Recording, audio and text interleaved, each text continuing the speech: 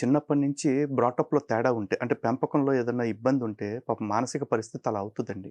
హ్మ్. ఇప్పుడు అనసూయ గారు శివాజీ గారిని చూసి జాలి పడుతున్నట్టే, నేను లక్ష్మి గారిని చూసి జాలి పడతా ఉన్నాను. హ్మ్. ఎందుకంటే దేవతలు ఎక్కడ కూడా నగ్నత్వంతో లేరండి. దేవతా విగ్రహాలన్నిటికీ వస్త్రాలతో సహా, అలంకరణాభరణాలతో సహా చెక్కే ఉంటాయి.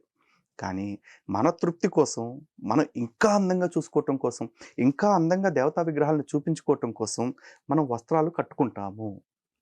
మీరెప్పుడైనా చూసారా నగ్నంగా ఉన్న దేవతా విగ్రహాల్ని? అమ్మవారిని గాని, రాముల వారిని లేదండి. గాని? నేను చూడలేదు. ఆల్రెడీ పంచెలు అన్నీ చెక్కుంటాయి విగ్రహం మీద. కానీ మనం మళ్ళీ ఎందుకు కడతాము? టెంపుల్ పైన ఉన్న వాటిని చూసాను. కొన్ని. టెంపుల్ పైన ఉన్నాయి. అది అన్ని టెంపుల్స్ మీద లేవండి.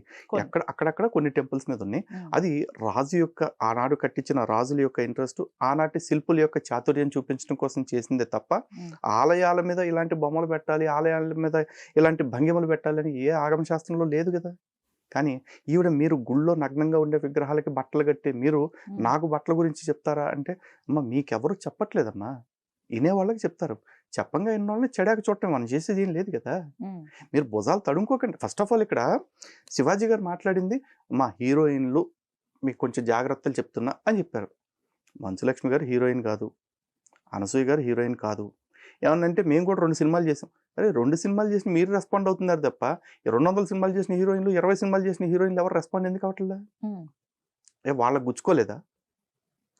కానీ వాళ్ళకి తెలుసు కదా! బహుశా వాళ్ళకి కలుగుతున్న ఇబ్బందుల గురించి వాళ్ళకి అవగాహన ఉండొచ్చు. హ్మ్. అందుకని వాళ్ళెవరు మాట్లాడట్ల. వాళ్ళనెవరు అడగను కూడా అడగట్ల. విచిత్రం ఏంటంటే మీడియా గూడా.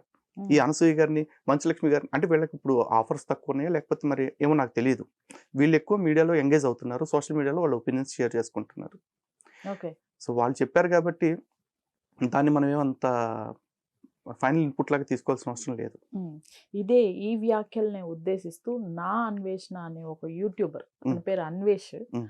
అతను చేసిన వ్యాఖ్యలు సాక్షాత్తు ఆహ్, సీతాదేవి పైన, హ్మ్. ద్రౌపదీదేవి పైన అతను చేసి పెట్టినటువంటి వీడియో గరికిపాటి నరసింహారావు గారిని, హ్మ్. శివాజీ గారిని కొన్ని లకారాలతో స్పందిస్తూ అవును. అసలు మనం వినలేము ఆ బూతులు గూడా. అవును. అలాంటి వీడియోలు చేసి పెట్టాడు. అవును. ఇతనేంటండి అసలు హిందుత్వవాదా? లేకపోతే అంటే హిందువుగా చెప్పుకుంటున్నాడు. ఇతను హ్మ్. హిందువేనా?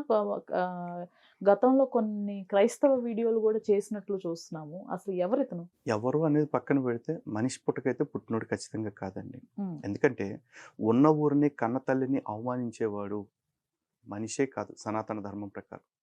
ఈ రోజున భారతదేశంలో పుట్టాడు. భారతదేశం నుంచి ప్రపంచ యాత్రికుడిగా ఎదిగాడు. ప్రపంచ దేశాలన్నీ తిరుగుతున్నాను అనుకుంటున్నాడు. కానీ గుర్తుపెట్టుకోండి కాళ్ళు ఎంత ఎత్తుకి ఎగిరినా సరే చివరికి నేలకు రావాల్సిందే కదా! హ్మ్. ఇతను ఎన్ని దేశాల్లో తిరిగినా అన్ని దేశాలు కూడా పరాయి దేశాలే.